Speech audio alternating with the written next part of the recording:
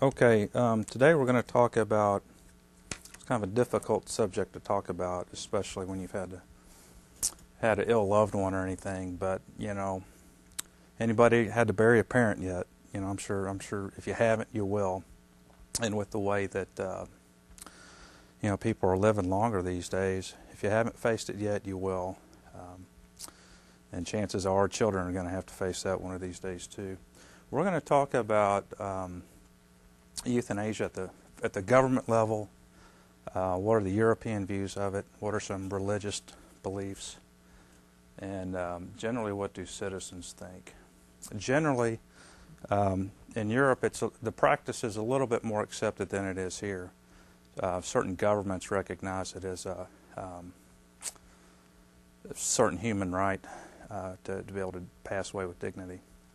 But here in the United States, the federal government has really not taken that issue on. They've really pushed it down to the state level. So as of right now, Oregon is the only state that has a law that protects physician-assisted suicide. And that's kind of amazing when you look at some of the research that's been done. Research gathered by the Workland Group showed that 79% of U.S. citizens felt that their physicians should comply with their wishes concerning euthanasia and extending life through artificial means. And in the U.K., the British government did something really unique in 1997. They did a British attitude survey that basically posed 7 scenarios in which they asked the interviewee, would these be acceptable terms of euthanasia? And of the 7, of the first scenario, it basically stated that you had a patient that was incurable, unconscious, on life support, and the family agreed to euthanasia. In the second case, or the second scenario, the patient was dying from an incurable disease and requested euthanasia. Of those 2 scenarios, 80% of those questions stated that these would be allowable terms of euthanasia. And if you look at it down to the third and fourth scenarios, the third one is the patient was in a coma, they were not going to regain consciousness, and the family favored euthanasia. And in the fourth case, the patient was not dying or in a painful state, but they were totally dependent on others for all physical needs. And in scenarios 3 and 4, 50% of those interviewed stated that those would be acceptable methods of or terms for euthanasia. So what it really comes down to is, what is your interpretation of a meaningful life? I think we all have a little bit different idea of what that may be.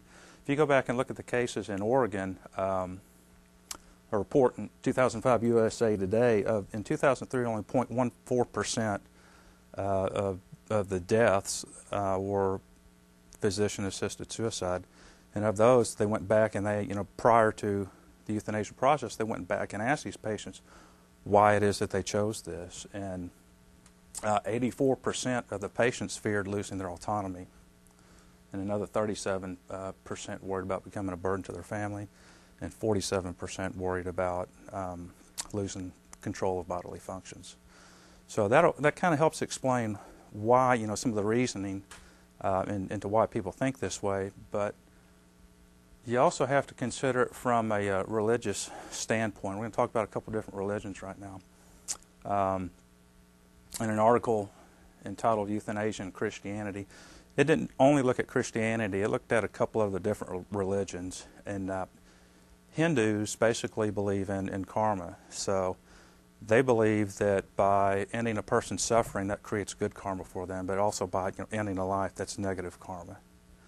Buddhists just flat out believe that any destruction of life is wrong, and Christians generally agree with that.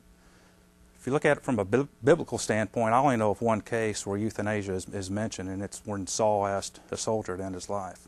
The Bible doesn't really go into euthanasia. It just provides us one example.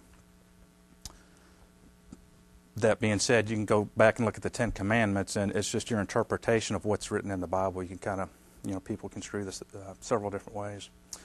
Now, the Catholic Church is, in all their publications, have been firmly opposed to this, and all of the official communications that come out of that organization.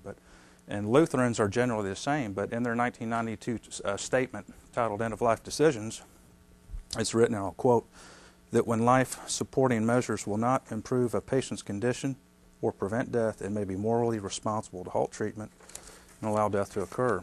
So they know what's written in Scripture, and then once again they kind of understand the human aspects of what we're dealing with here. The Orthodox Church basically sees physician-assisted suicide as sinful, but they also say that extraordinary means should not be used to prolong life. So, you can argue this right or wrong all you want. You could say, okay, if God meant, when it's your time, there should be absolutely no intervention. Well, I would state that why does God, give us devices to save lives? Why do we have defibrillators in the hallways here at work? So you could take the debate that way, or you could take it to the extreme the other way. If it were technically,